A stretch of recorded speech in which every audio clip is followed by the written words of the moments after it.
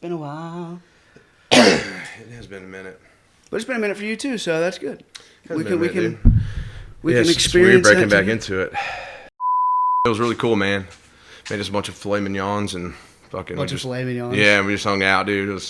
It was cool, man. It's good making those connections. They live like in Murfreesboro, in this one neighborhood, in this fence, dude. There's like castles in there, dude. Like the houses in this neighborhood are like what the fuck? Me personally, I would never want to live in anything like that, no matter how wealthy it was. I don't either, dude. I want like a certain level, but then after that, I think everything has its like maximum value, and then it starts to go down, including money. Dude, I'm about to sell my gym equipment, and I'm putting a truck cap on the back of my. So I'm getting the truck lifted in a couple weeks, and I'm throwing like a. So what I'm gonna do is throw one of these RSI truck caps on there. So I know we're trying to get started, or we're just bullshitting. Thank you, sir. This was free at the gas station that I go to all the time. The Lonnie ones. I saw those in your fridge. I've never had those before. All right, dude. There's no I feel like non-awkward way to get into this with me hosting, so I'm just going to jump into it. Let's do it. All right. What is going on, everybody? Welcome back to the Relentless Pursuit podcast. I'm Joe Adams, and I've lost a few inches in height and a lot of tattoos, but we're back with the Relentless Pursuit podcast. What's up, Joe? Yeah. But no, in all seriousness, my name is Logan Hyder. Thank you for joining us today. We have a very special guest on the Relentless Pursuit podcast. It's kind of a mouthful, dude. The Relentless Pursuit podcast. It is. I'm trying to say it fast. But the man himself, Joe Adams, is in the house as a guest on his own podcast. Switching things up today, this is, I've been absent for the past several months, and we had a steady roll with the podcast, and so we decided to... there's been a lot going on in my life, and so we decided to make this one geared towards me and what's going on with my life, and this is what we're calling the comeback episode. Yep. And kind of just breaking down what's been going on, how I've approached things, and just being 110% vulnerable, man. I mean, that's how I see the only way is to run this brand, Right.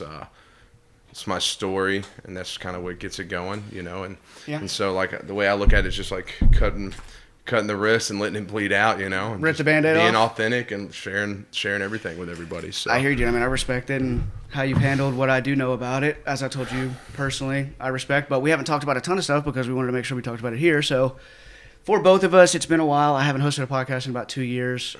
For those of you that don't know, I used to have a YouTube channel. We actually did a couple of these together. The last time, we were just talking about a second ago, I think the last time I did a podcast was with you. Yeah. A couple years ago. So we're a little bit rusty. It's been a couple months for him, so bear with us a little bit. Obviously, you tell in the beginning, I already freaking messed the dang name up. Hey, so screw it. Anyways, with that being said, there's a couple of things that I definitely want to get into, but I kind of want to let you take it where you want to take it.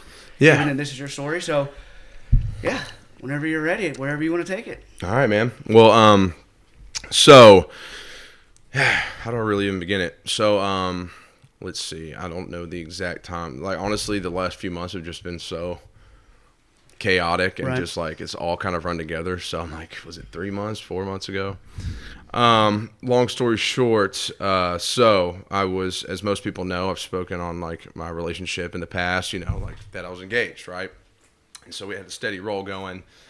Without going into too much detail, things were called off a few months ago, about a month and a half before the wedding, which was supposed to be about a month and a half ago, end of October. Yeah. And so that being said, dude, it was just like immediately my world was flipped upside down. I mean, I had my whole life planned with this other person. It was just kind of like, I mean, I've always been one to say, don't plan shit. You don't know what's going to happen. I mean, everybody knows about the accident. You can't plan. That definitely wasn't in the plan. Yeah, and that that experience is what ultimately helped me figure out what I want to do in my life, and like obviously I don't got it figured out, but it has set me on the path of like what I want to do and pursue. And so then again, here we go, and so I'd planned on like marrying this woman and then, having a family and this and that, and like just, we had a beautiful home together and, the whole 9 yards, picture perfect. And, and then it fell through and it's just like, holy shit, dude, what the fuck what am I do now? What am I going to do? This is a mess. I totally have to start from scratch. Not necessarily like with what I'm taking on, but just like mentally. Yeah. you know? And so it's just Well, I mean, you were a month and a half away from, I mean, your whole life changing forever, and then it did change forever, you know? But yeah. not kind of the opposite way you were expecting. Not the way I was expecting at all, you know? And so it's just been this whole, like, just trying to reassess everything. And it forced me to really expose a lot of traumas within myself and things from the past that maybe I've done or that have been done unto me, and really like learn how to feel those things and work through them. And it's just been this whole freaking journey the past few months, you know, and because of that, I lost just my creativity, a lot of motivation in order to, you know, be able to do interviews and do podcasts. I was like, what good is it going to be for me to start interviewing people? Like, I don't even want to talk to anybody. Right. You know what I'm saying? I'm just like, I'm in this hole right now, and I've got to figure this out first. So that can wait. I mean, and, you know, you don't want to put things on hold, but sometimes you just got to. Well, dude, I mean, like I said, the fact that you're even doing it right now, the fact that you're doing it at all, dude, I mean, not a lot of people, I don't think, would even talk about this in general. Yeah. Much less, you know, like you said, it was only a few months ago, and you did take the month off, which we'll get to, which I thought that was a smart move as far as everything we're talking about. But the fact that you're even sitting here right now doing it, I think is super respectable. And I told you also when it first happened that if there was anybody I knew that could handle it, you know, a situation like this and this much upheaval, I think it would be you. I mean, given everything, obviously, that you've been through already. I'm definitely built for adversity Yeah. and overcoming, and it's just things like this make it more and more clear.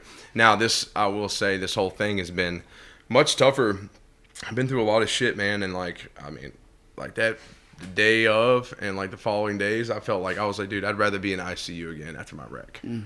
Like 10 times over, you know, 100 times over. Just it's a different kind of pain too, shit. right? Yeah, dude, because like that was. But that's a crazy thing for you to say. That was a lot of physical pain. Yeah, is like that was just so much like it's like naturally. You're going up laughing at the water. This is the thing. You're gonna hear my dog a lot on the podcast. We've got a new change of scenery. I'm in a new place and stuff now, so which we'll also get to. Bro. Yeah, but got these bright lights on us too. We didn't have the lighting, so we had really good lighting in the gym before. We did. And so now we got the lights on there. So not only do we have the nerves from it being the first podcast in a while, we got this setup over here. Hey man, but you know what? You make it happen. Oh yeah. Just do what you can. Shout out Brad over there producing for me. Yes, doing his thing. Sir. But you know, so it's just been this. Damn it, Kona. So it's been this whole adjustment. You want to talk again? Where was that? Well, basically, so I'm at this space where it's just like, okay, I felt like hell, you know, just like we were talking about a totally different kind of pain. Like, yeah. Sorry, you threw me off.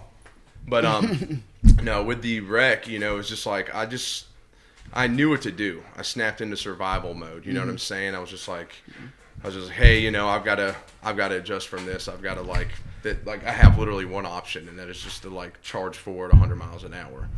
But so for some reason, like that whole situation, like tilt your mic down a little bit towards you, like down, like directing towards you. Continue. Like this. So, so that whole situation was a natural. I like could just handle it. Right. But this I wasn't prepared for, and it was just like a whole new wave of pain, bro. It wasn't physical, but it like hurt so deeply in here, and like it was just almost like I was like, man, how am I gonna freaking handle this? You know, like this hurts so much worse. It's such a different ball game. So, yeah, I don't know. You probably got a question to go with. Yeah, that. I mean, Kona has something for you, but no. Yeah, so. Go out, so. Do you want to? Do you take her out? We can edit, right? We'll Sorry, guys. We'll cut for a second. Damn it, girl. You're being very No worries.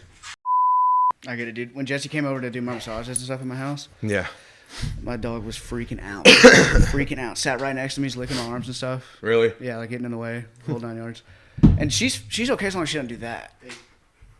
Or if she does that, as long as she stays over there. Yeah. So she doesn't knock this over. So I guess we'll just try to. Let's make sure. We'll try to duck and dodge Kona. But yeah, you were asking me if I had a question. I mean, I think, you know, like we talked about before, I don't know exactly how far we want to go into it. I mean, I want to talk for sure about the trip that you went on, but I think as far as that piece to it, I think, you know, the reason why you're talking about this, you know, is because you want to provide value. You want to. Well, yeah, because like, you know, with the accident, like that seems to be, you know, that was the main inspiration for Relentless Pursuit, right?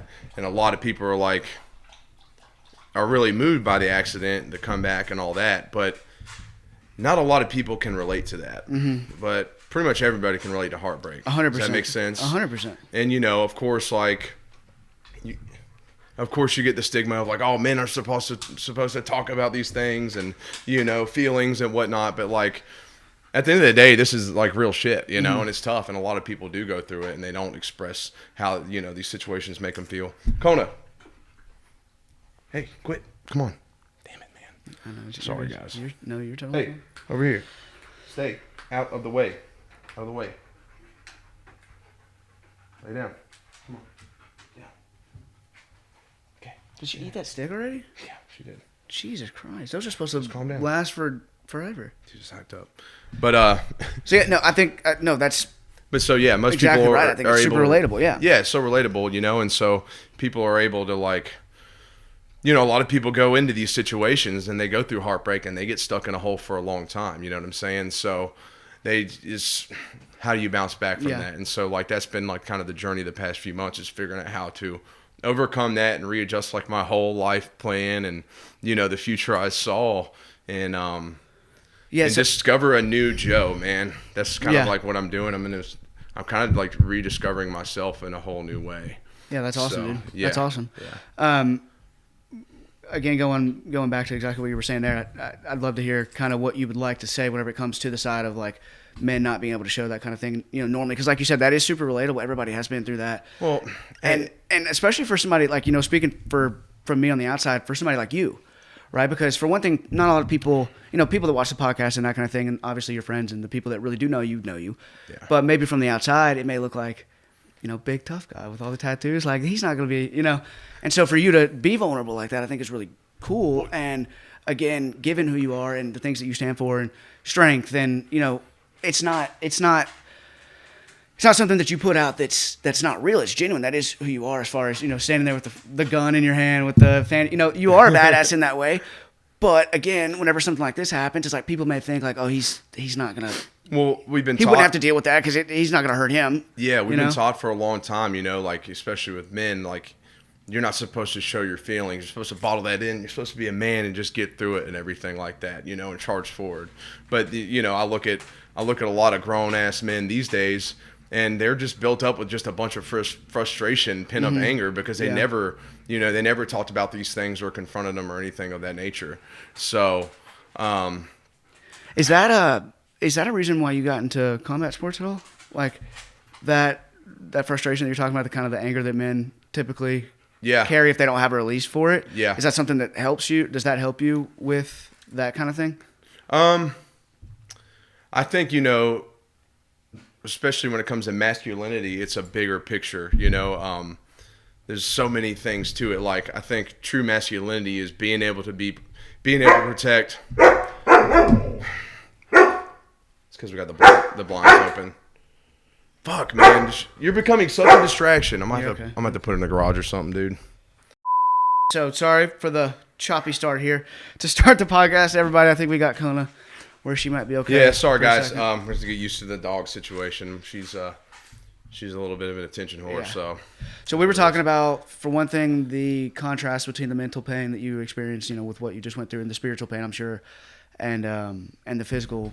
You know, obviously there was some spiritual mental pain that was, you know, with the wreck too, but kind of like you said, how it was, you'd almost rather be in the ICU, which is a pretty big thing for you to say. I mean, if people don't know the list of injuries that you had, obviously you almost died, that's a given, but the list of injuries and pain and rehab that you went through. So for you to say that going through that, you'd rather almost be back in the ICU, that's a pretty big statement, because, you know? dude, one thing, I mean, I've heard it before, you know, matters of the heart are like the most serious. I don't know, I'm not quoting that perfectly, but dude, like this forced me to really figure out, like, dude, matters of the heart are the worst to go through, and they're definitely the most painful, and they make you feel everything. So so here I am, you know, just trying to like I said, relearn life.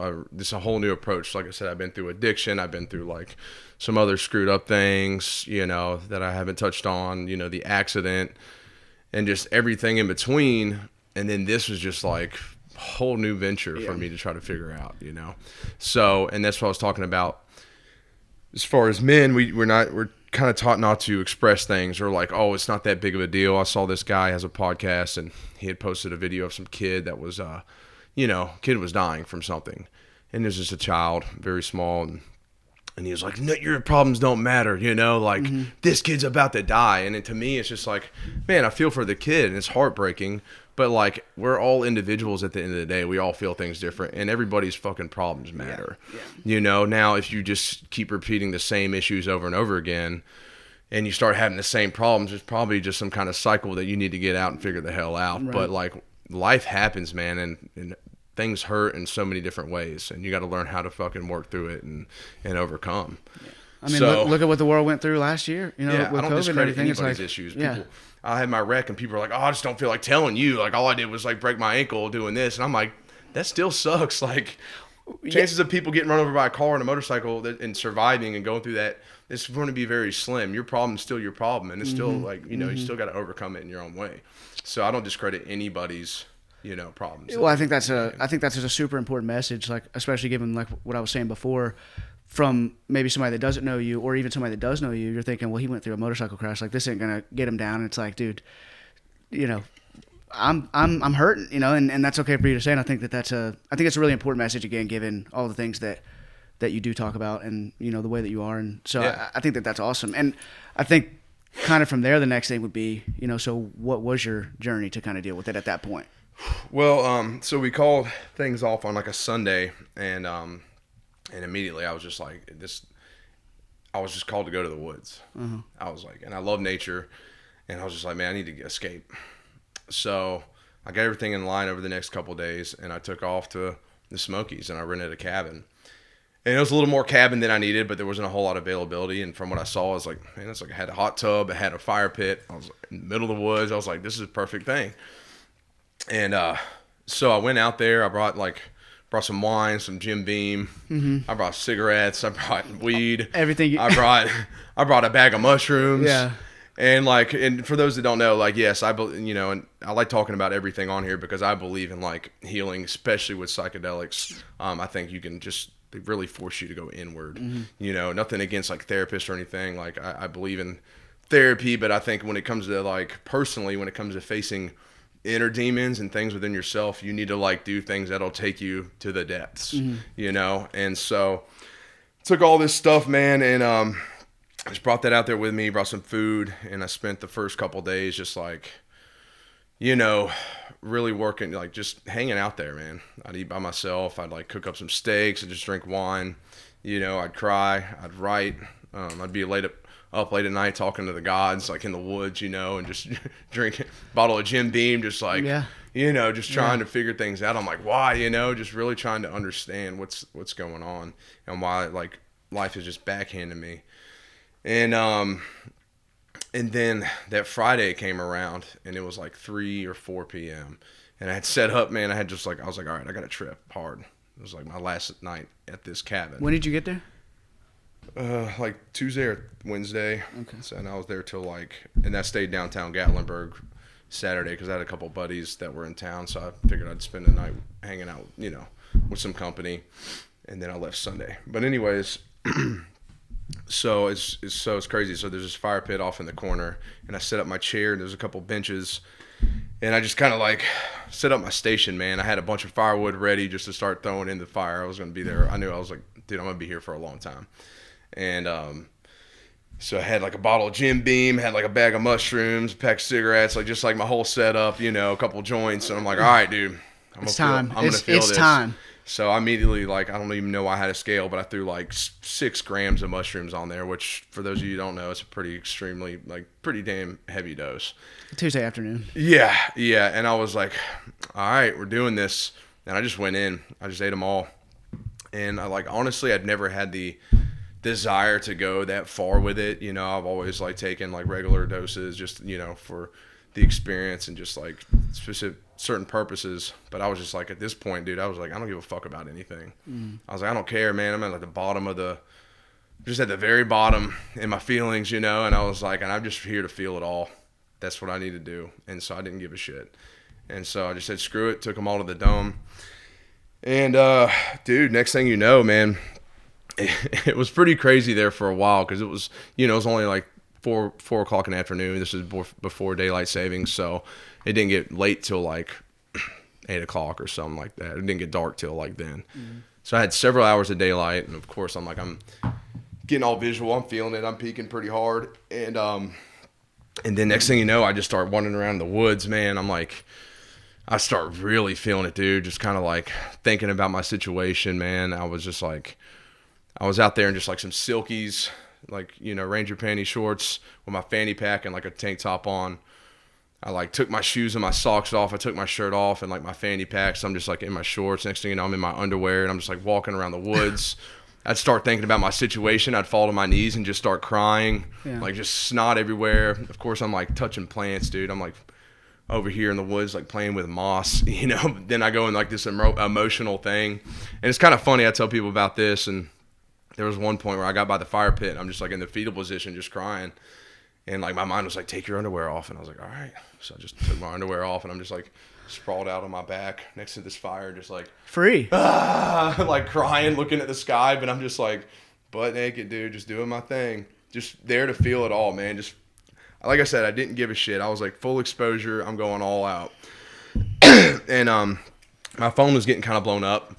And I got really like irritated by it, so I just put my phone. I think actually, like in all honesty, I was actually a part of that. We were posting a podcast that Friday. We couldn't get it posted. Yeah, like no lie, I was one of those people. Yeah. And and I got that text that was like, "Hey, dude, listen, Joe is not of the mindset. He has taken copious amounts of shrooms, and he will not be joining your text message conversation today." Yeah, I was just like, dude, I can't deal with anything else right now. Like, we'll get that posted eventually. Like, but right now is not the time. And I left my buddy a voice message. I was like, listen, you know where I'm at. You know what I'm doing.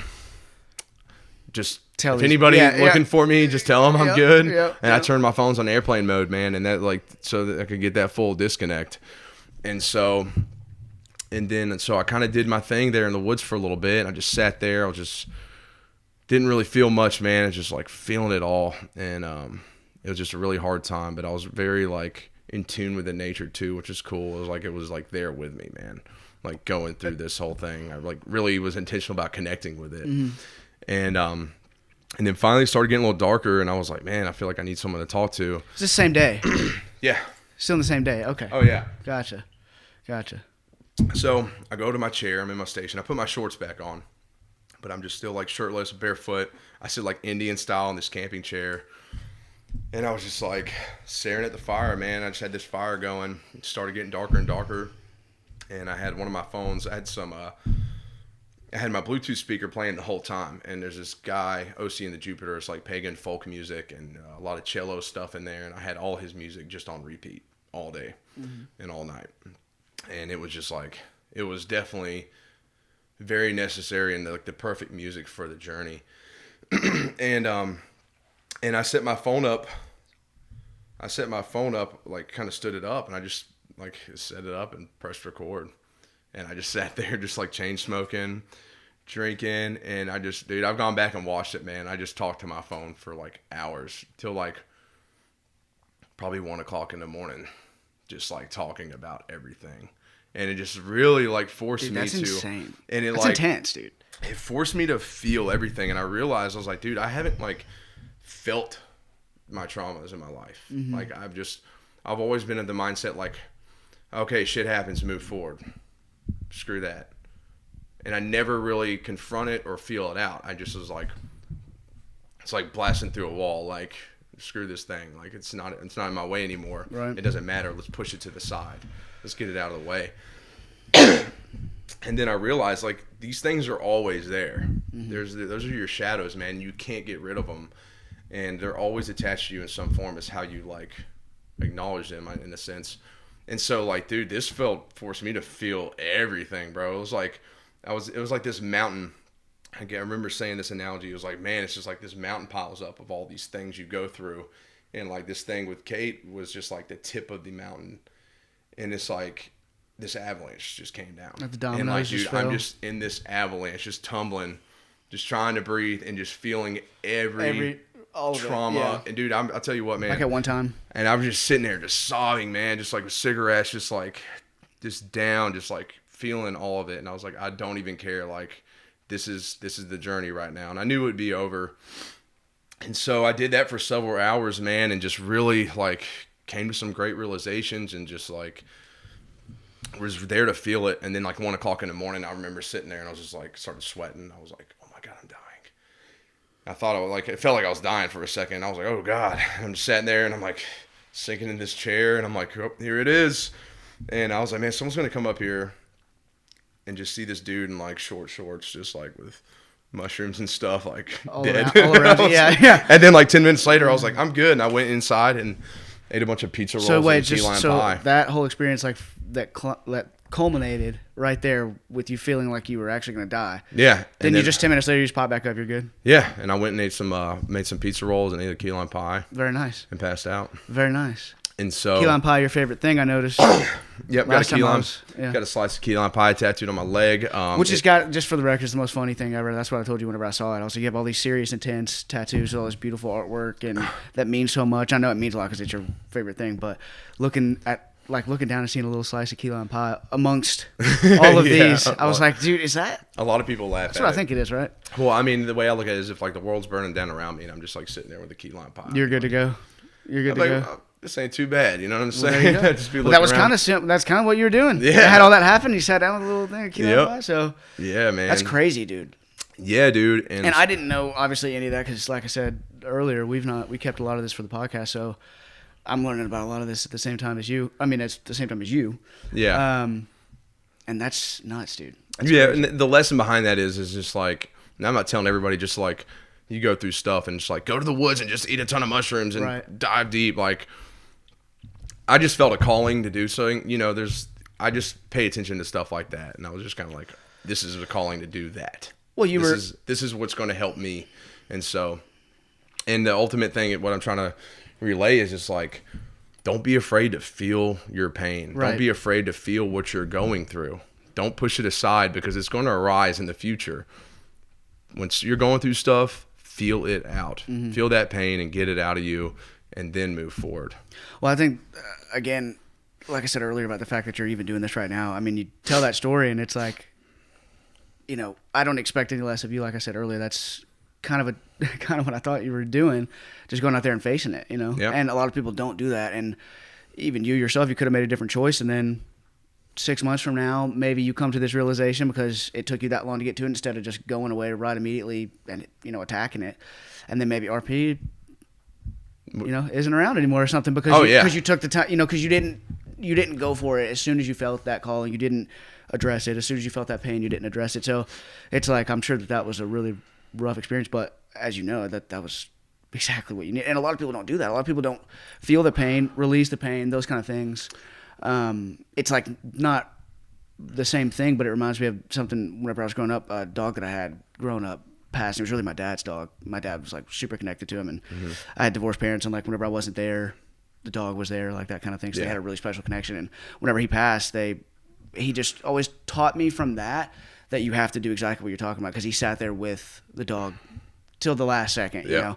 And then I had a similar experience where I put that in action as well. But the point being is that I thought that was a really powerful lesson. He said that, you know, he owed it to Bailey to feel it, you know, not to like put it away, to feel the sadness, because you're feeling sad because of how much you loved that dog, right? And the traumas, you're feeling a certain way about it. Yeah. You know, you owe it to yourself. In that case, he was owing it to the dog, but you and with what you did, it was like the same process, but you're owing it to yourself to actually feel the pain you're going through. Yeah, because like, I mean, that's what it stems from too, is that love, you know? Like, I mean, I loved that woman, you know, so much, and I'm just wondering like why things aren't clicking and why I had to turn into that. I'm just like, was so pissed off and frustrated, you know? I'm like, why? And, you know, but as time's gone on, things have just become more and more clear, like, you know, and you stay true to your convictions, and you move forward and you do the best you can.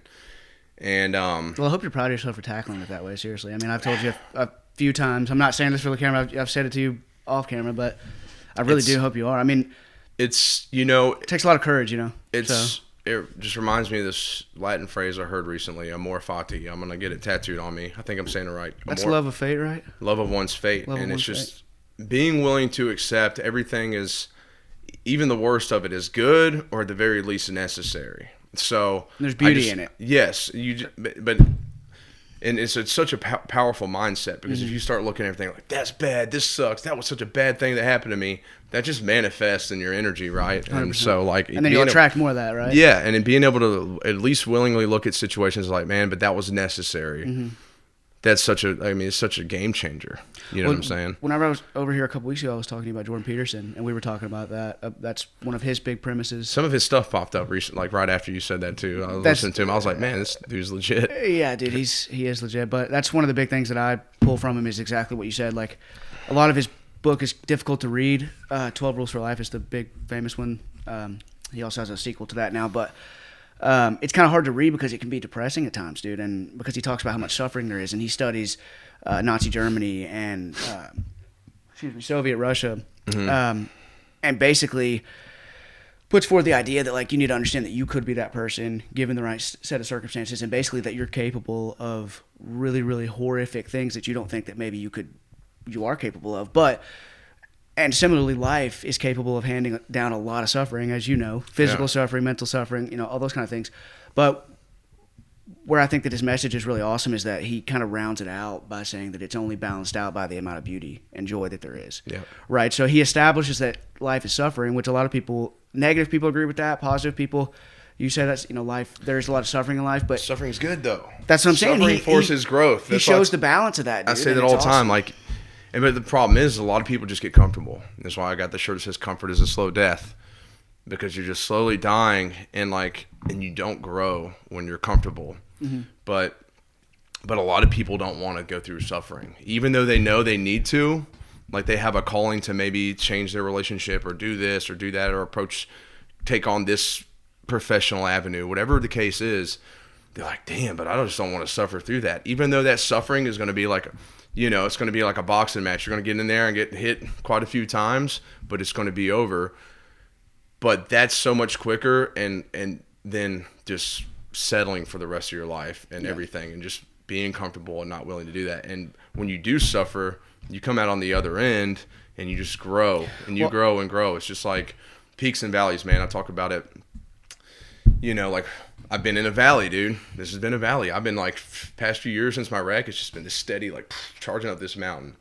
And then, bam, in this valley. The thing is, the next mountain is even higher. Mm-hmm. So here I am. I'm on this incline again. Yep. Going up this mountain. I'm higher than I was before. Yep. But I know somewhere up there's going to be another valley to come 100%. But you got to be aware of those things and be willing to accept it. And you're just something else to overcome.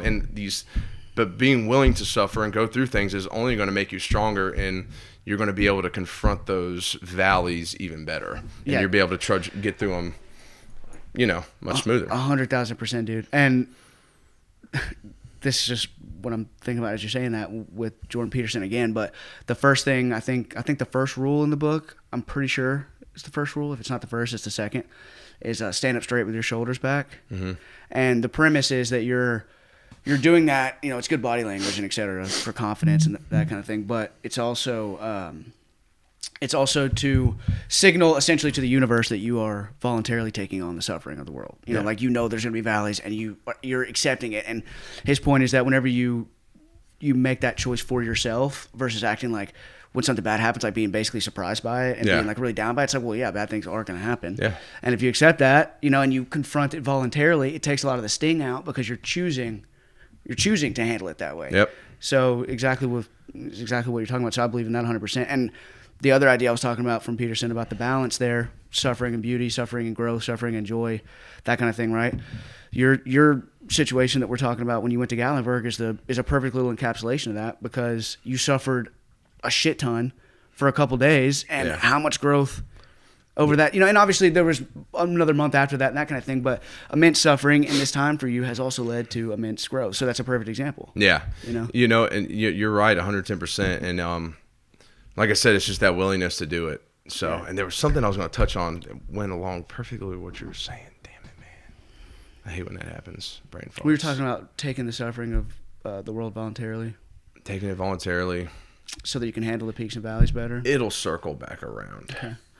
Well, let's get back to if it comes up, interrupt me, but I want to get back kind of to the chronological storyline here, right? Okay, yeah, so you ended that with the key lime pie. Yeah, with the key lime pie. And then we got on our tangent. And then I hung out with some buddies the following day. Yeah. And then on my way back, I remember going to sit by the river, and I sat down and like someone's puke by the river, so I was pretty pissed about that. On purpose? Was that part of your No, game? I was just Okay. like, what is this smell? I didn't And know looked- maybe that was part of what you were doing. Dude, I had puke all over me, man. I'd like crossed my legs, and it was like on Jesus. my arm. I was like, oh my, I was so mad. I was where like, did that happen? it's in Gatlinburg, man. But, like, you know, like when you're driving from Gatlinburg to Pigeon Forge, the road goes by the river. Yeah, yeah. I just happened to pull over this one spot, and when I was hiking And you down, happened to hit one spot where somebody threw up. Yeah, and I was just like, what the hell? So, anyways, it was just like, yes, That's man, just the icing on the weekend. Bro. I know, right? Like, I that's was what I'm so saying. mad. Like, what are the chances in that moment that Oh, you dude. pulled over right there? I'm on the side of the road And- flipping out, man. I'm like That's- changing clothes. that's crazy. Anyways, but it is what it is.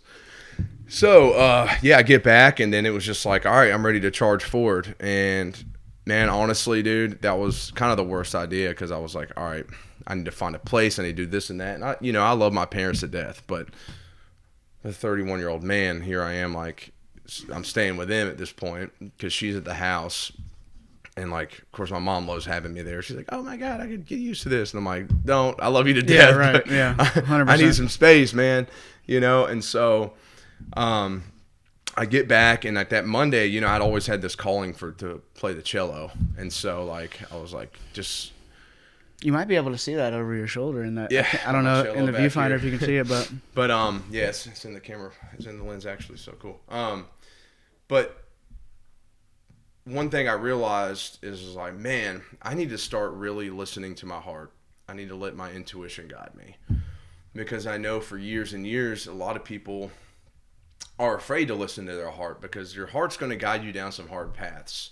It's going to take you down paths you don't necessarily want to go to, but your heart knows what's best for you. Mm-hmm.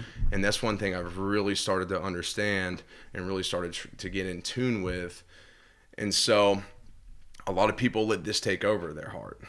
And so they got their mind and they got everybody else telling them like, this is what you should be doing. And your mind's like, yeah. Listen to them. Yeah, that's the smart idea. But the whole time their heart's tugging at them like, hey dude, listen to me. And then I realized like, man, I need to start letting that guide me. And I've always had this love for the cello, listening to it. Like I said, that OC and the Jupiter, like that music's just really, I meditate to that stuff a lot. And the cello's just had such a deep, profound, it just gives me so much emotion. really touches you. Yeah, and I was like, got back, and I was like, you know what, screw it. I was like, I want to play the cello. I'm going to learn that shit. Like, I've tried the guitar and stuff. I was like, but this is something different. It's something that, like, speaks to me on a whole nother level. It's a new pursuit. Yeah, it is, man. Right? And right? yeah, I mean, that's the whole idea, right? Exactly. So I got back. I went to this school, and I was like, hey, I want to rent a cello and get with an instructor. And so they were like, why you want to learn it? And I said, just the amount of emotion this instrument makes me feel. I can't no longer just listen to it. I have to learn how to create that same emotion on my own. Mm-hmm. And especially with being so deep and going through stuff, it just really hits you on a whole nother level. So I got with an instructor and started doing that. And then, of course, here I am, like, pursuing the cello, but I'm also trying to run my brand. I'm trying to figure out where the hell am I going to move to? Like, I got to get this show on the road. The house is getting sold. So I need to find a place in order to get my stuff there. It's just like all this chaos going on, and I've still got duties with my family at the house. I've still got like clients. I've still got to like be posting things. I've still just a lot. Just so much responsibility. Yeah. I'm still trying to train, keep like my health in check and everything. And I'm just like, holy shit. So I went and failed everything, and then I come back and I just totally like blinded myself with all this other stuff. And I'm like, crap, man, this is like becoming really overwhelming. And then finally found a new place. So I live here in Murfreesboro, Tennessee right now. And I'm settled into a home with just me and my dog. The crazy You've one. met her. I don't know if you remember, but she's the one that's been running around, being all chaotic. She's chilling out now. But so I moved here and just kind of like started settling in. And still staying busy, still just having nights where I'm just sitting there like this is so weird. Yeah. Like here I am. I've always had like roommates. I've always either lived with roommates or like females. So this is the first time you've ever lived by yourself completely? This is the first time I've been by myself 110%. And I'm just like, here in my own home, just like. Dogs, bro. Oh, dude. That's right. Dogs. Having her by my side has been extremely incredible, right? Yeah. And since then I've taken up I've practiced in the cello. I'm like drinking wine now. I'm like a wine connoisseur. There Like you I go. have a glass or two of wine every night. There was Like, one over there when we walked in. I saw that. dude, like wine's my thing. Like Yeah. I've never been into it. Now like Yeah. I don't drink beer or anything else. I just drink red wine. Hell yeah. Like it's all I drink. I can't do the red wine, but Dude, I love it, man. I'm like, I'm going to the store and like looking up reviews, trying to find new ones. Like wine's Hell my yeah. shit, man. Hell yeah. I wish I'd have found that out a long time ago. But so I'm just like, passing the time. I'm like, all right, let's practice cello, drinking wine. I'm training, just trying to stay busy, focusing on a lot of stuff, and then but all the while I'm still like in the process of moving stuff out of there, helping her with things out at that house, and it's just like all these stressors. And without going into too much detail, I mean, I could go on and on about like all the nitty gritty. And so then I realized like, man, I still haven't healed from this crap. Right. I felt everything, but I haven't like made myself heal. Here I am doing what I usually do, just pushing it to the side and just going forward. And I had a conversation with my athlete Alexa, and she does like all my marketing stuff too. And she's like, Joe, like, why don't you just like, you got a lot going on. Mm-hmm. She's like, why don't you just like, you got the means to, why don't you just take like the next month off? Mm-hmm. Why don't you just chill out, focus on like you. Kind of like what you did for the couple of days, but really. Yeah, but like really take time to like take it easy and not get too crazy with everything. So that kind of, I'm kind of keeping track of it based on our conversations that we were having at the time. And that is about right at the end of October. Whenever you went to go take that month off, beginning of November, somewhere in there. Yeah. Yeah, because I know like the wedding week was October 23rd. Right. And I had a few of my best friends that were visiting that weekend. They were like, hey, dude, we're still going to come. And we're going to still come spend time with you, man. And like, we want to be there for you. And it was pretty crazy. I mean, I know that day of the wedding, like I didn't realize it would hit me so hard. But like I was a whole new person that entire day. I was just like, man, I'm supposed to be getting married today. And it's not happening. Yeah. So that was really fucking brutal. But it meant the world to have like the raddest dudes there with me. So, well, with that being said, we're going to get to our break that we usually take here, and then we'll come back for the part 2, which is the trip to Puerto Rico. Yeah. All right. Costa Rica. Yeah, you can leave. I said Costa Rica, excuse me, everybody. I said that earlier, you didn't correct me. All right, so technically I'm hosting this week, so I guess I will start the ad read. This time, similar to the first episode, we don't have any actual sponsors other than what we're wearing. If you're listening audio only, you can't see what we're wearing, but we're both wearing RP shirts, Relentless Pursuit shirts. We have a different style. This one's actually limited. I guess you can't even get this one anymore. Yeah, but it's a limited shirt. Yeah, that one not the case. So I kind of let Joe take over there. We also have a promo code incoming for you here in just a second. So yeah, so check out Relentless Pursuit if you've been following the brand or the podcast or anything. You've kind of gathered what it's about, but it's about just mainly it's a mindset of being relentless towards each and every pursuit in your life and striving for nothing but greatness on those paths. And I try not to. A lot of people are like fitness, and it's like it's not just fitness. Fitness is important, right? But fitness, your spiritual goals, your professional paths, your relationships, it's all lumped. You should be relentless towards all those things. They're all important. So where should they go to? So to go check it out, it's at relentless_pursuit on Instagram. And the website is relentlesspursuitlifestyle.com. We're coming up with we're going to be totally redoing the entire website, and we got some new launches coming out and some really cool stuff happening next year, especially getting through this wave of events recently. It's just going to turbocharge things for 2022. Right. So this episode will be coming out on January 3rd, Monday. We usually do Fridays, but the next 2 Fridays are Christmas Eve and New Year's Eve. Yep. So this will be Monday, January 3rd, whenever you guys are seeing this. So what promo code should they enter whenever they do see this? Promo code will be Bounce Back. Is that good? Yeah, I like it. I mean, it's a Bounce Back episode. There we go. So code Bounce Back for what, 10% off? What are we doing? It's not my decision. It's a little above my pay grade, I guess. What do they call this? A Bounce Back, or like we're coming? What is it? Shit. Yeah, Bounce Back episode. Yeah. What do you ask me? A different way to say that? Or? I don't know. Is that a good term? I like Bounce Back. Yeah. Bounce Back. Bounce Back 10 or for the Bounce Back 10. There we go.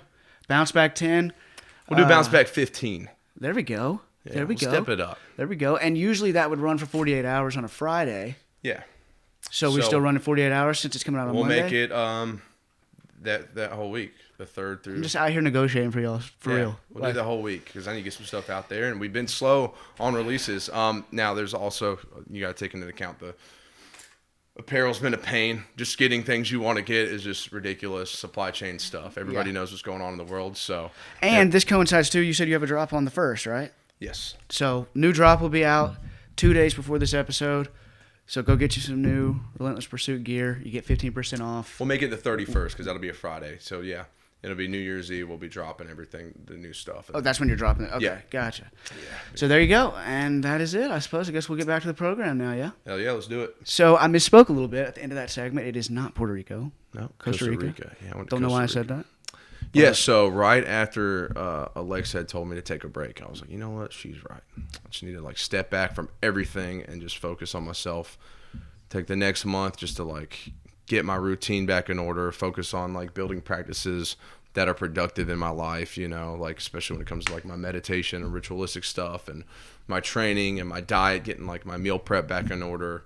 Just all the things that keep me going forward and all the very good, just good, positive, productive stuff. So Right. making list of like, hey, this is what you got to do every day ahead, you know, and just keeping that going and roll that into when I do pick, you know, when I did pick up back with the brand and, you know, back into business stuff that like I've already got these practices set in stone. Right. So, so moving forward, she said that. And then like right after that, my buddy Jake hit me up and he was like, hey dude, crazy thing. Do you want to go to Costa Rica in like a week and a half to do ayahuasca? I'm like, and I was like, let me get back to you on that. And the next day I talked to him. I was like, dude, I'm going. Like, I have to. Because it was just like one of those It's almost an things. identical story to when you went to Asia. to Asia. It's And it almost was the same right thing. after like a crazy, like, Yeah. you Like know, somebody randomly hit relationship you thing. up. Yeah. My buddy You- Kyle you- hit me up for Asia. Yeah, you thought about it for like a day. I remember because we did your story video. You're like, I thought about it for like a day, and I was like, fuck it. And Yeah. then it's like almost the same thing. Dude. It's so These crazy. opportunities arise when you need them. Yeah. And like if I would have turned that down, it'd have been stupid. I was like, hell yeah. You were taking the month off anyway. Yeah. I was like, why the Right? hell not? So And then he was like, yeah, you know, he had talked to Jesse, like Jesse was going to go too. I was like, all right, I'm going with my boys down to Costa Rica to do some ayahuasca. Oh, yeah. And we met up with his girlfriend, fiance, about to be wife, and her friend. Well, we had met them at the ceremony. And I do want to do a podcast on the whole ayahuasca experience. well, with I was them. about to say for people that don't know what ayahuasca is. Oh, so ayahuasca is a indigenous, like South American, like drink, and it comes from like a root. Like there's an ayahuasca root, and they put some other stuff in there. I don't know the exact details of the recipe, but a lot of people may have heard of like DMT, dimethyltryptamine, or whatever. And people can smoke it or whatever, and it causes you to have like crazy hallucinations and whatnot. But this is like something they drink, you know, as far as like with a tribe and with a shaman, and it takes you like far beyond, but like for some crazy shit. hours. I mean, I've obviously not done it, but From hours. I will go ahead and say we started the ceremony at like 5:30 p.m. and went till like 1 a.m. or something like that, you know. Jeez. It's not as long as like that mushroom trip I had, but it's way more in depth. It's a whole nother ball game. And so I'll get to that. So ayahuasca is a healing medicine though. It's, you know, they look at it in a totally different light. You know, it's like Mother Ayahuasca is like almost like a goddess, and like, you know, it's just this thing. It's not a drug or just a psychedelic. Like Right. you take this stuff, you're taking in like really powerful medicine that people have been doing for something like 20,000 years as far as they know. and typically you have somebody that's there with you to help you with the experience, right? Who takes care of you while you're doing it and that kind of thing. Yeah, you have a shaman. Like there's several other people there that go, and you have a shaman there and whatnot that kind of leads the whole thing. And they have a couple people that work at the retreat that are kind of like checking on you, make sure Right. you're good. I'll get to that part. Like I said, I'll probably do an episode with Jesse and Jake where we really go into depth about all of the experience together and like, you know, the outcome from it. I just think it'd be cool to, you know, talk about that with them as well. But I'll go ahead and break it down. Might as well. So we're like, hell yeah, we're going to Costa Rica, and we do everything we got to do. We fly down there on like a Thursday. I know the ceremony was on a Friday. I forget the exact weekend, but we fly down there on their Thursday. Of course, we get to Costa Rica, and like it took us 4 hours to get through, you know, customs. Jeez. Like, even the security was walking through with phones, like, taking pictures. Like, they'd never seen it take that long. So, of course, the day we fly in, it had to be, like, the longest customs wait. So, we finally... Oh, they were taking pictures of the line? Yeah, at they were just customs? like, holy crap, this is crazy. Like, the Costa Damn. Ricans. That's I'm when like, you know you're fucked at that point. was Like, like, this whenever is when people are pulling out their phone, documenting how long of a wait this is. dude, it was so mentally exhausting. Like, you know, travel days are always kind of a pain anyways, flying internationally and, like, the airports and stuff. And then here we are waiting for 4 hours. And we had to get our car and drive 4 hours to this retreat. So, waited for 4 hours, got our car at the parking garage, a little 2-wheel drive Chevy, small, tiny car. And, you know, it's me, Jesse, and Jake. I was about to say that's not ideal for the people that are involved in that situation. Yeah, and I'm sitting in the back, you know, and of course we hit traffic right away. We went and grabbed some food. Luckily, I forgot my headlamp. We had gone by some mall while our food was getting ready, and like got some headlamps, which we ended up really needing.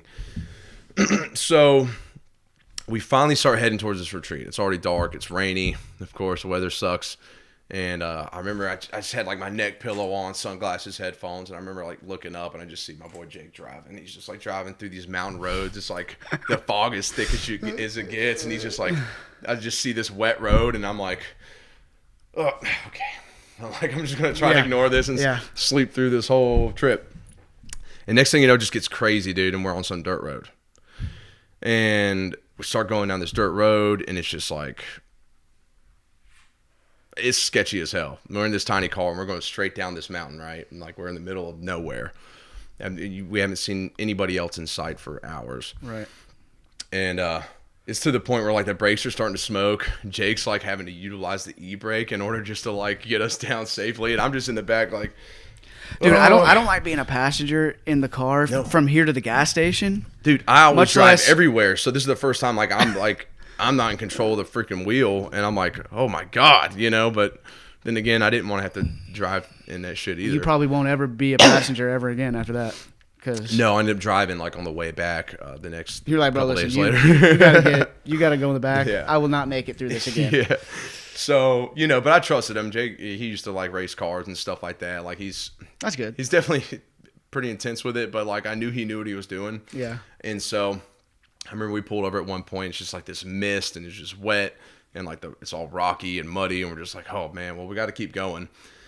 And so we're just going, and we finally get down to this valley, and like I somehow ended up in the front seat at this point. We get down to this valley, and we get out, and we get to like this fork in the road, and of course we look at the GPS, and like our car's like over like in the white, like it's not even on a road.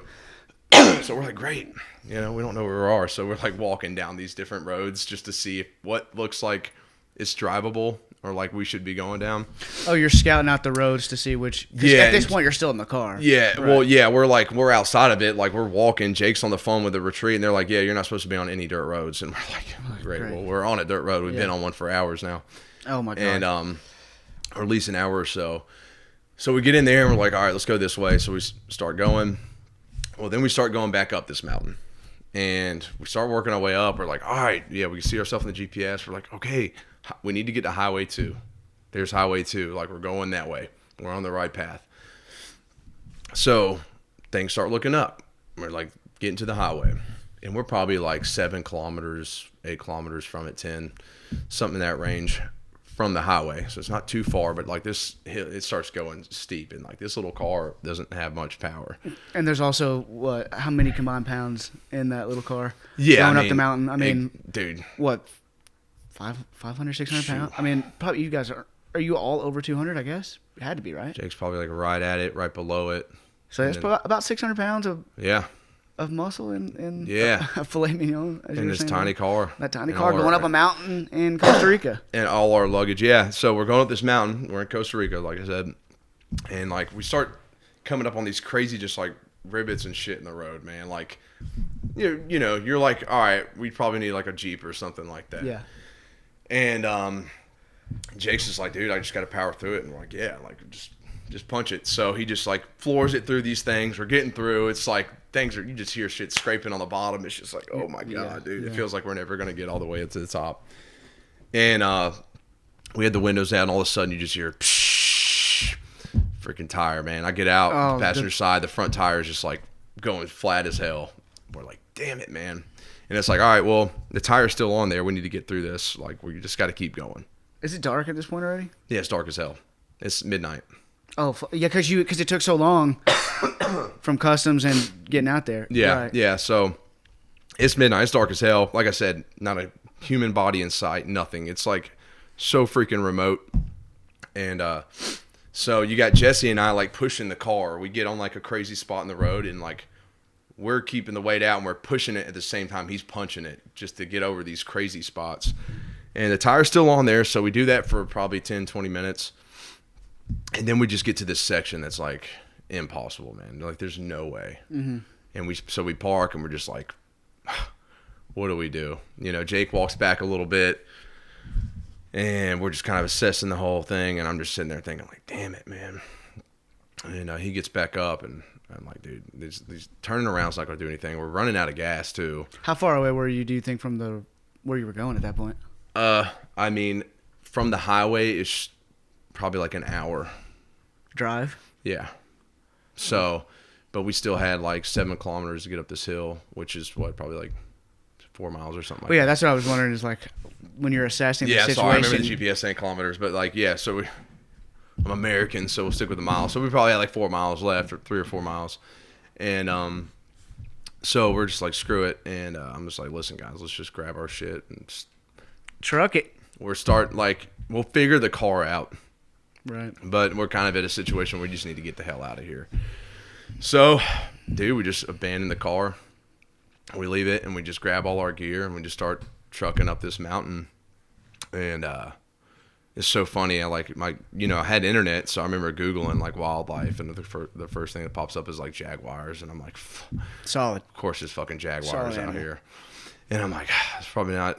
That wasn't worth looking up. But anyway, so we didn't see jaguars, but we're just going up, man. I'm telling you, it's just straight up. This is one part that you did tell me about a little bit, and I asked you when you asked me about that, or when you told me that about the jaguars the first time, if you had any weapons on you, and you were like, dude, I didn't have anything, bro. Well, when we went and looked for the headlamps, I remember seeing a knife, and I was like, man, I think I'm gonna get a knife, but it was like way overpriced. And I was like, I ain't getting that damn knife. And then like we're out there, and I'm like, I wish I had a damn knife. Yeah, right. You know, so next time, prepare. We're gonna have some stuff like that. So yeah, so here we are, man. It's misty. We see there's lightning, and we're just walking up this mountain for like it was about 3 hours straight. We're just hiking straight up, man. And it was just brutal. We had no food. We had like this much water in my water container. So we'd stop every once in a while and just like wet our mouths, and we're just trying to figure this whole thing out. It's kind of like, I guess you'd call it an emergency situation. Well, I was about to ask you, like, was there ever a point where you were legitimately worried as a group, like, okay, this is actually getting really dangerous, and this is Well, we were aware that could, like, you know, because we're in the middle of the freaking jungle, Costa Rica, like in the middle of nowhere. Like we're like, yeah, things could get bad, but we're just like, we have no choice. We got to go forward, and we're gonna keep a good attitude about it. And we were just like, you know what, screw it, we're gonna figure this out. And we got up a good ways, and we were able to get in touch with the people at the retreat, and they were. So I'm talking to them over like WhatsApp. So is Jake, and they're able to like get a guy that's going to come scoop us up at the highway. They're like, you just got to get to the highway. We got a guy that's going to be there.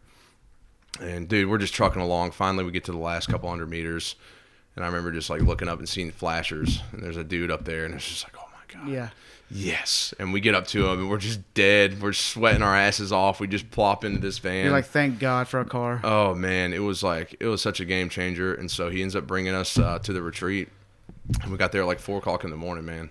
And went in our cabin, you know, were able to shower up and crashed out. And then the next day, you know, without going into too much detail, we just like woke up to this beautiful place in the jungle, a lot of amazing people we were surrounded by, and you know, went throughout the day. We got like acupuncture and stuff like that. Just kind of enjoyed some good food. You know, So when you say retreat, are you talking like how Western, how civilized are you talking? Like, is it? Oh, it's in the middle of the jungle, man. It's not. It's just this is like this spot in the middle of the jungle that has like all these little buildings. They got cabins, but really they got like greenhouses. It's just jungle, man. And they got greenhouses. They got a couple buildings, but it's just I'm just trying to picture it in my mind, you know. Yeah, I'll have to show you some pictures, but they just sustain it all, man. They got their, like I said, they grow their own food, everything. There's a river that runs by it. There's like, you know, a little restaurant thing, but it's just all like local people. obviously like the lady that we met is like, she's from America, and I know like the shaman, I'm pretty sure she was American and stuff too, but she'd been trained by somebody in like Peru and whatnot. And so, but yeah, so they brought us to this place, and like everybody was just so freaking cool, and it's just super peaceful, man. Like the whole thing from the night before was just like whatever.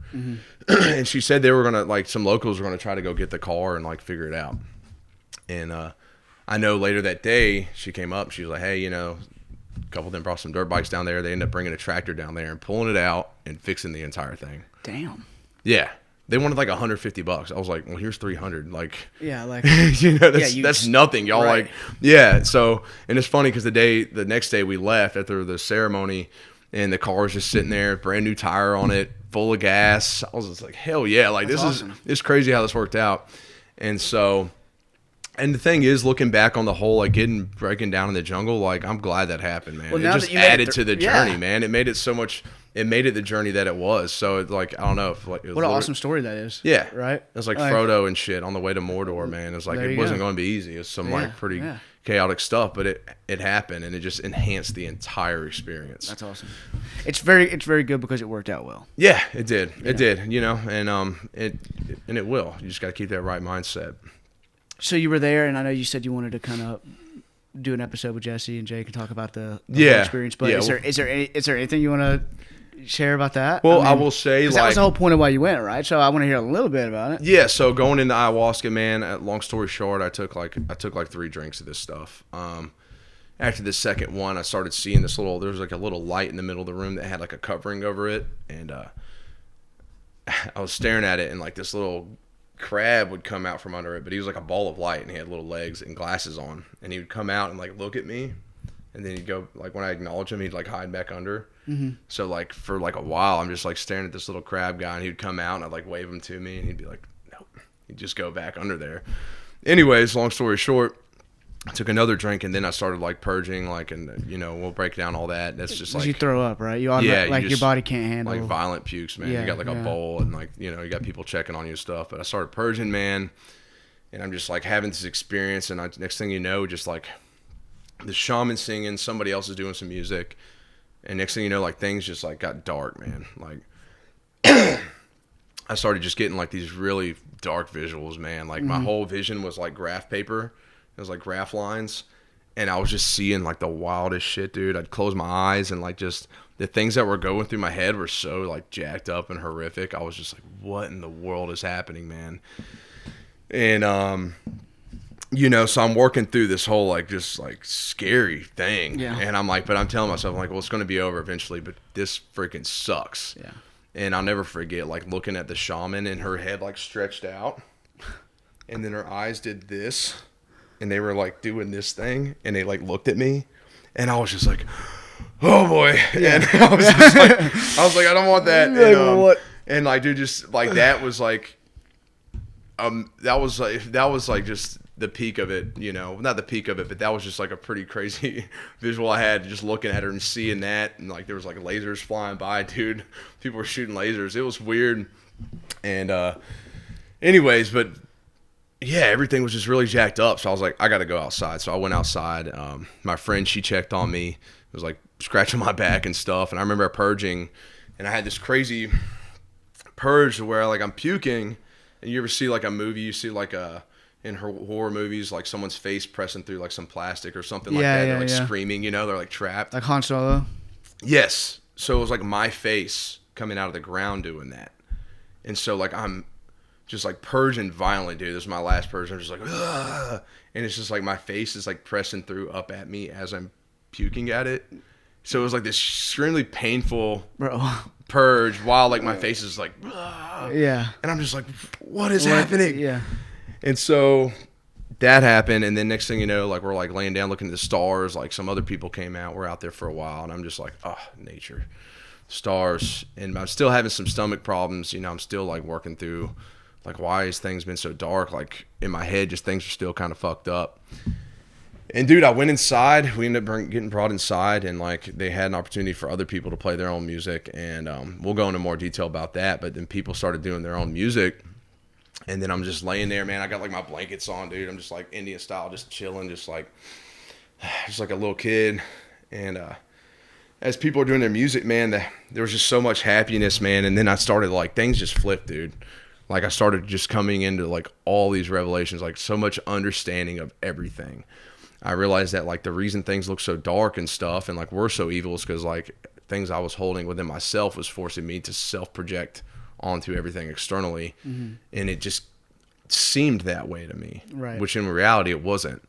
And, like, it, kind of clicks. A lot of people, in reality, there's just, like, everything seems a lot worse than it actually is. Mm-hmm. And a lot of times people haven't, like, confronted whatever is within them. And so a lot of times people just self-project onto everything outside, and it just seems a lot shittier. And so I understood that, and then I started thinking about my relationship and just all these things from, like, that I felt when I did the mushroom trip. And it's crazy because, like, the mushroom trip was, like, I felt everything, and this was, like, my healing from all that. Gotcha. So I started thinking about all that stuff and just, like, becoming so understanding, dude. I'm just sitting there chilling, I'm just smiling and just, like you were almost queued up by the mushroom, like yeah, the first time, and like almost like got the water, got all the stuff from the bottom of the water, like, sifted together up into the water, and then with the ayahuasca, you kind of sat in that, and then so that's interesting. It's like it kind of it brought that stuff up, and then like you said, you went and did that, and it was kind of like the other side to. And then I healed from it. Yeah, that's crazy. It was, and again, going back to what we were talking about way earlier. Had you not gone through the the time and the suffering to do the initial trip, right? In Gatlinburg, had you not gone and done that, had you not had the courage to go do that and suffer through that, maybe those things wouldn't have been queued up, and the ayahuasca wouldn't have been as beneficial. It could have been a totally, who knows what the journey, like, that's the thing, you don't know what to expect going into Right. it. I just had my intentions, and it was healing and clarity, man. That's what I went for, and I got that and more. And so, because, like, I was in a freaking hole, man. I was just like, I didn't know which way to go. I was like, I know I can go forward, but I just don't know how to take a step forward. Mm-hmm. Like, it's like, what's next? And, like, I don't know, like, and, afterward, I'm like, I don't know exactly what to do next, but I know how to move forward. And that's all that freaking matters. And so, so I came into all this understanding, man, and I'll just, like I said, we'll save that episode and go, like, fully into detail about the trips, but I will say I had just such a profound conversation with this guy at the end of it, and he just, like, recognized so much stuff within me. Like, he knew me so well just by, like, just the energy that was there. And one thing he said that's stuck with me since is he talked about shadows and things you've been through in your life and just all that stuff, and, like, he's like, they're always there. Mm-hmm. But people want to look at them a certain way, maybe with anger, or just like, you just want to acknowledge these things in your past in a specific way. Most people do it, but he said, look at all those situations with compassion. And so, man, I started really manifesting that, and, like, the word compassion and understanding that, and I was, like, looking at every situation just with compassion towards those, and I was like, holy shit, dude, this is, like, a life-changing perspective switch. Well, it's like reframing. It's there's work in therapy and counseling and that kind of stuff. Yes. Where you look at the same situation as an adult. That at the time you felt a certain way about, and you can your mind can literally create a whole new perspective on it. It doesn't even look the same. And it's weird how it just allows you to let that go. Because you deal with the feelings of it a lot of times, but you don't often, like, really sit down and, like, put yourself in whatever memory it is that's really truly hurting you. Yeah. So honestly, I've done some of this work, and, like, the first thing you do is you find the first memory that you felt whatever way it was, right? Yeah. And then you picture that, and essentially you work from there. And every time that you felt that way after that is really just you. It all goes back to that first time, right? Because it reminds you of that first time that you felt that way or whatever it was. And so, whenever you're able to go back into that and reframe it, it kind of unlocks the rest of the memories. So all those other times that you felt that way, you realize from, like, mine, for example, and with a lot of people, it's children, right? Yeah. Well, it's like a lot of times children don't have, you can't really protect yourself physically. You can't protect yourself from what you're taught. You can't, you don't choose where you're born and who you're, all those kind of things, right? Yeah. So the point is that as an adult, a lot of times this work is, like, going back to that and realizing with the perspective that you have now as a grown person, that person was a bully, and that wasn't your fault, or you shouldn't feel this way about it because that's not really what was going on, that kind of thing. So it's kind of reminds me of that. And it's a really powerful technique too. No, it does. So, 110%, man. And that's the whole thing. And so, like, really it's just simple stuff like mindset and just perspective shift and looking at things a different way. Yeah. You know, and so the compassion thing is one thing I've carried on with me, and like I try to like look at every situation that way. You know, don't get me wrong, like I definitely came back healed and like with clarity and like a whole new vision, but like I still got you know, I'm not like still have the day-to-day shit, man. Right. You still like get irritated at certain things, but you always just got to remind yourself. And it just showed me how much bigger everything is, man. Spiritually and everything is just so much bigger than we all realize, you know, and how like unique everybody's individual path really is.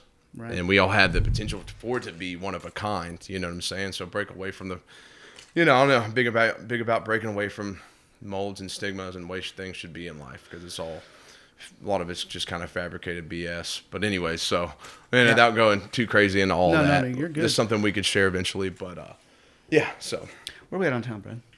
4 minutes.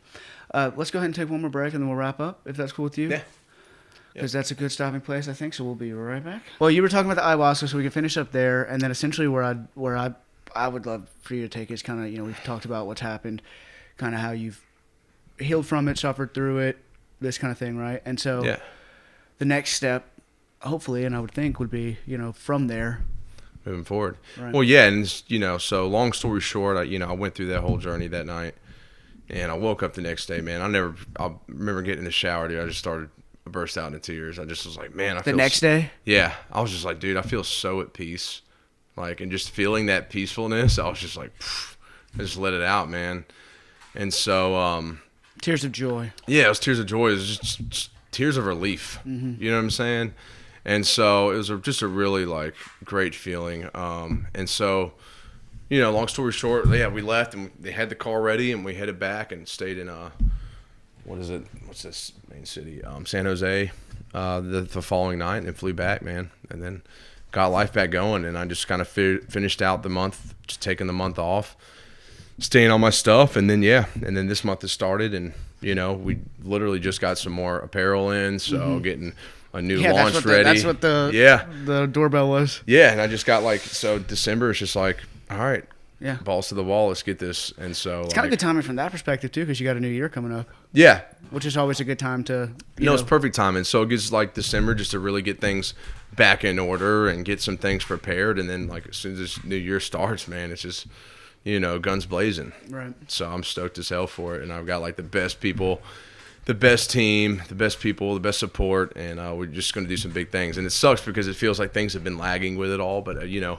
my energy is directly connected to Relentless Pursuit, you know, so Of course. if things are held back internally with me, then it's not going to do the same. And so Well, and again, I think it's awesome that you're being transparent about it, right? I think Yeah. it's really cool that we're doing this, and I think it's cool that, and very respectable, admirable, like I said a few times now, that it was what little delay that it has been. I mean, for one thing, for the most part, you've been keeping up with social media. I mean, you've still been posting, that kind of thing, here and there at worst. So from that standpoint, I feel like it never really took Yeah. you know, and when we were talking about it, whenever you, before you took your month off, it's kind of like, you know, and doing this podcast and putting this first one out, you know, really taking our time, because it's like once you take a break like that, it's actually not a big deal as long as you just capitalize on the comeback. Yeah. You know, which is what we're trying to do, because what you don't want to do is, you know, come back for a week and then disappear again, because then that's whenever you really start to lose that. Yeah, you got to be start consistent. yeah, you know so what I'm saying? so you did it I think you did it the perfect way, and I think you did it in a way that a lot of people couldn't have done it. Even going back to the Gatlinburg trip, like I said, having the courage to suffer through that, and then you saw the fruit that it bared just a few weeks later. Yeah. Whenever you were in Costa Rica, so Yep. that's an incredible couple of months. And if you know, Yeah. whenever I was driving over here a couple weeks ago to talk about all this, I told you I remembered, you know, obviously doing your story video and this kind of thing, and it's like, man, it's been a couple years. It's been wild, for man. you, yeah. It's been cool as shit. So You know, that's the whole thing. Dude, is just really looking at it from a whole new perspective and just seeing like this life is just, it's a crazy journey, man. yeah, It's not yeah. going to work out how you want it to. Sometimes you're going to go through like really tough stuff, but it's also in a way, I don't know, you just embrace it's cool. it. You Well, just it's embrace like, it. again, if it want, I think it's a really valuable skill, like we were talking about earlier. I think it's a really, really, really, really valuable thing to be able to find beauty in everything, to be able to find the silver lining, to find joy in everything, to find whatever it is. And, whenever you go through like really, really bad things, people dying, that kind of thing, it's like hard to do that, But, I mean, it's all an experience, man. Well, and even that, like, I had basically a situation where my girlfriend had somebody pass, that was close to her, and I was intimately involved in that situation whenever it happened. Yeah. And I don't know where this came from, but I just had the thought that like there was some like level of beauty to the fact that like his story was complete, like it was tragic. Yeah. But like even then I was thinking like there is still beauty to be found, and like you can focus on, it's like with funerals and stuff versus like celebrations of life. I think that's a valid thing. Like obviously everybody's sad and grieving and mourning, but I do think that there's something to be said for like celebrating that person's life versus focusing on the fact that they're not here anymore, because for one thing, legacy lives on, and look at all the people they touch that are here with us and this kind of thing, And they're just on the next path, man. Right. That's the whole thing. That's how I look at, like, I think about death a lot, not in a morbid way, but just like I've almost died. So. Well, I mean, the shirt I'm wearing is a limited edition, and the arrows represent the days you were in ICU, right? Yep. And it's got the Reaper pointing at the time. And also, if you go back and hourglass. look at the other podcasts and the other content, you actually got the new tattoos as well that represent that as well. Yep. Life and death. Can't see the one on this side as much, but well, you just follow me. Yeah. You'll be able to Yeah. see the ink. Right. But life and death, like that's just kind of something I think about a lot, and like at the end of the day, like it is just another path, but like it also teaches you just to maximize this experience, and like even the terrible stuff, the tragic stuff is all part of the experience, and you just got to go all out with it. Yeah. That's why, like, don't settle for shit. right. Don't just sit back and coast through it, because you're doing yourself a disjustice, because like this life here is just such a tiny grain of the grand entire spectrum of it, Right. of the eternity that you get to have. And so just, And how crazy is it that Think we're about that. even here right now doing this? And That- like, it's like the odds of that are already insane. The gratitude that you should have for that should be immense. I mean, Exactly. I try to. No, I'm very grateful. And this giant, this universe with Lord knows how many damn planets and Right. stars and whatnot. Like, and we get to have them to be here on Earth, recording a podcast. Like, it's a very rare experience. So take advantage of it. Go all out. So. Well, that's what you're about and what the brand is about. Yeah. So that's perfect. Exactly, man. So. Go ahead. Last couple of things here I just wanted to touch on as far as coming back down to earth a little bit. You do have some stuff coming up. You have obviously the new apparel that's coming out on January 1st. This podcast will come out on the 3rd. Yep. And we've already talked about a couple new guests that'll be on here. I'll rotate back to being the producer. Maybe we'll do this again depending on how the podcasts shake out as far as guests or whatever, but we'll see as far as that. But one thing I did want you to just kind of touch on, I tried to get into it earlier and it came out awkward, but is your boxing and the combat stuff. So again, we're talking about moving forward and stuff that you're pursuing right now, right? We talked about the cello a lot. Yeah. We just talked about kind of the business side of things. But one big thing that you're doing personally, and that I'm also interested in because I'm doing personally, is boxing. Yeah. Right. And so, and we actually have, hopefully pretty soon we can get some uniforms and have an event that you guys ought to be tuned in for. But kind of when it comes to that, what is that looking like for you? Getting into that, and what are your goals for that and that kind of thing? Well, like my goal this year is to get in the ring, and I want to be prepared though. And I know, you got to be prepared. And so, like, obviously my coach is the judge of that, and he's going to be on my ass. Things have slacked, the past few months just because of everything going on. He's had personal stuff going on, so it's just been like, ran into a little bit of time there where it was hard to even line up, and I just wasn't feeling motivated and stuff to even put in too much effort. But like, we've been on it like crazy the past few weeks for sure, and just really stepping it up and staying consistent. So, and that's the goal of mine, is just to get out there and fight, So boxing. in front of everybody. Yeah, boxing. I got a lot of leg injuries. I'm dealing with some ACL issues right now, which I'm just too damn hard-headed to go get an MRI. I need to actually do it. You're dealing with ACL issue? Yeah, is that from? I'm dealing with some shitty knee issues. Yeah, I mean, when I had my wreck, like they had said that I had some microscopic ligament damage all in my knee, because they basically had to reconstruct this knee. I've got screws all in it, And so just like last night, you know, I'll throw a punch and twist it, and it just gets stuck, dude. And I have to like smack it. What? Yeah, and it's just like, God, and I just keep going. You know, I'm probably not the smartest, but it's also like I'm so hard headed and driven just to like not let shit get in my way. But I need to actually get it taken care of and squared away. So, you know, because I want to I'd like to eventually do MMA. It's just, but you know, with all the leg shit, it's just like constant setbacks. But You've done jiu-jitsu a lot, right? yeah. It's just been a little while. I'm just putting all my focus into striking right now. Schedule wise, it works out the best. You know, with me having a personal relationship with my coach, like we train here 1-on-1. You know, so I get like a lot of just time catered to me and like, you know, improving my skills. You know, I'm not sharing that space with anybody else. So it's a really cool thing to take advantage of. But yeah, so that's the goal, is to get in the ring sometime this year and like make it a big damn thing and go out there and dominate and do it for myself, Relentless Pursuit, my family, my people that I love, and just really go out there and do the damn thing, you know, because I do the bare knuckle stuff, you know, it's supposed to do that. And Yeah, you're a psychopath for that. yeah, I think there's a bare knuckle fight in January I'm supposed to be in. If I can get somebody to fight me, like the first weekend of January.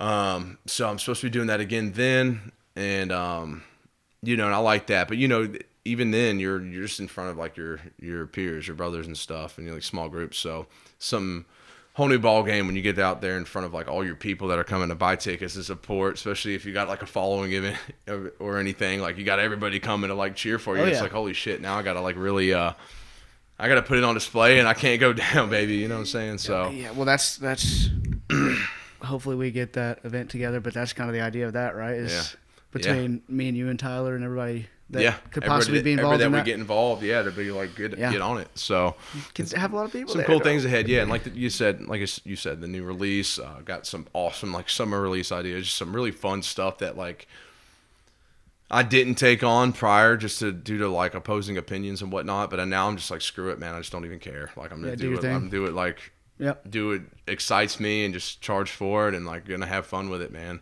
So I'm really rediscovering a lot of like, you know, I've come to find out like over the past several years I've had just kind of a lot of self-doubt.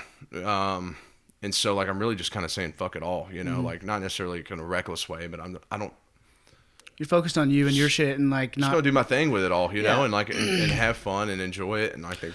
Well, if you're feeling the way you are internally, you know, that's a good thing to do, to block out all that noise, because the external stuff ultimately can only affect you if you let it. Yep, exactly. So, yeah, but a lot of amazing things coming up, and man, I'm just really excited for this year ahead. It's going to be some killer stuff going on. Hell yeah. You know, unless the world like implodes, like, you know, everybody thinks it's going to, but we'll see. It's always ending though. You know, there's always people that are saying that, dude. Hey, don't worry about it till it happens, right? So, yep, just gonna stay prepared and do the best I can and enjoy the experience, man, and with the people I love. And one thing I want to touch on too is like one thing I had to learn dealing with this whole situation is like to allow people to be there. I have a very hard time at allowing people to be there for me or like talk to them. I like to just like. It's like when I went to did the mushrooms, like I just want to isolate myself. Yeah. I'm like, I want to get disconnected from everybody. Screw them. I just need to go sit with myself and go through it on my own. And then like living here and being by myself, like, you know, you end up doing that every day, and you're like, oh, man. And then like I kind of had to learn to allow people to be there for me and talk to them and like, you know, share those things. And then it's. You know, so it's not necessarily how I'm like engineered, but like to break out of that comfort zone and allow that has been a game changer too. Because, you know, a lot more people give a shit about you and your well-being than you realize. Mm-hmm. So many people out there are like, oh, no one cares about me and my problems. Like people actually do genuinely care. Yeah, maybe not everybody, but it doesn't matter if it's everybody. But you got one or two people that genuinely give a damn. It's all you need. And they'll be there for you. Well, dude, that's a perfect way to wrap up, because that goes all the way back to what we were talking about in the beginning, to tie that nice little ribbon, first of all, with the fact that let people help. You know, you were talking about in the beginning about how a lot of times men don't ask for help. They don't think that they should go through these things or share these things like the way that you're doing and that kind of thing. So it's perfect for that too. And in the beginning, when I was talking about Jordan Peterson, something that I shared that he spoke the other day in an interview was don't underestimate the hole that your absence would leave if you weren't here. Oh yeah, I saw that. Yeah. Which is a powerful thing to say, you know, because you think sometimes like nobody gives a shit, and like if I just, you know, would anybody really? And it's like they would. Yeah. They would care. You would the hole you would leave. It's Christmas time. It's a Wonderful Life is one of my favorite movies ever. I don't know if you've ever seen it, but basically he's in a really, really dark place in his life, and he thinks he's going to commit suicide, and this angel comes down, and he gets his wish to where he never existed, because he says to the angel, like, it'd be better if I just never was born or whatever. Yeah. And then most of the movie is the angel walking him through the same town, the same people's lives that he's been involved in his whole life, and seeing, how much different it was, how much worse it was without him. Yeah. And then by the end of it, the problems that he had, obviously they don't feel as big. He wants to go find his kids, and so he realizes that the whole that how much, dude. when you take one person out like that, and it's especially valuable, especially 100%. the people around you. Keanu Reeves said it. I think I've quoted that before. Like, someone asked him, like, what happens when you die? And he said the people you love will miss you. And I was like, it's a fact, man. Yeah. So, well, I think that's a great place to wrap it up. I think this is a lot of fun. Went really well. We knocked off the rust from the beginning. If you put up with us through this whole thing and you're still here, you're a soldier. I really appreciate it. Well, it's my dog's fault. All the chaos. I blame her. But, there we go. She's my baby. So Yeah. whatever. So use that promo code that Joe gave you in the middle in the ad read. Bounce back 15. Bounce back 15. It's a week-long code for 15% off of the new drop, because it'll be out at the same time. So Yep. this is a lot of fun. I guess tell them where to check you out, and I guess we're done here. Yeah, once again, Relentless_Pursuit on Instagram is the IG for the brand, and then the website is relentlesspursuitlifestyle.com. Check us out. Stay up to date. Got some really cool things coming. More episodes are going to be dropping bi-weekly after this one's posted on the 3rd, Monday January 3rd, and then the next every Friday. couple Fridays. Yeah. So, stay tuned. There we go. If you want to follow us, producer Brad behind the camera over there at the moment. I will be going back to producer Logan after this. But today, host Logan, if you want to follow us, it's at Cinema83, the number 83, LLC on Instagram. I think that's it, bro. Appreciate you. Man. Hell yeah. Very nice. Thanks, brother. Very nice. Woo. Good stuff. Yep. Yeah.